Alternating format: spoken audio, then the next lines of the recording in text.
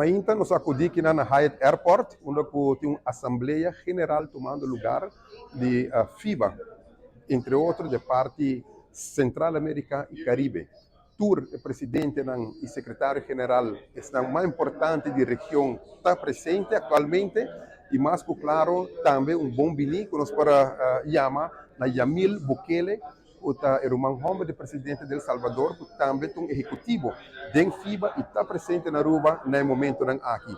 Nós queremos agradecer a Aruba Basketball Bond para organizar isso aqui, o suporte do Loto para Deporte, o suporte do SSA e o suporte do governo, junto nós logramos de host, onde tem 21 países participando na Assembleia aqui.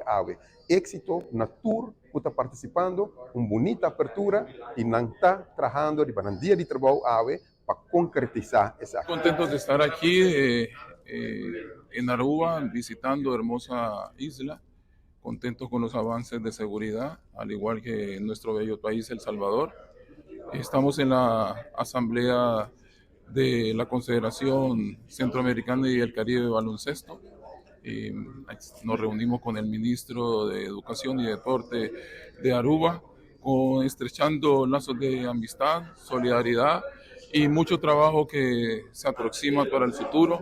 Esperamos que esta relación siga creciendo y de todo corazón desde el pueblo salvadoreño les deseamos lo mejor y que Dios los bendiga a todos.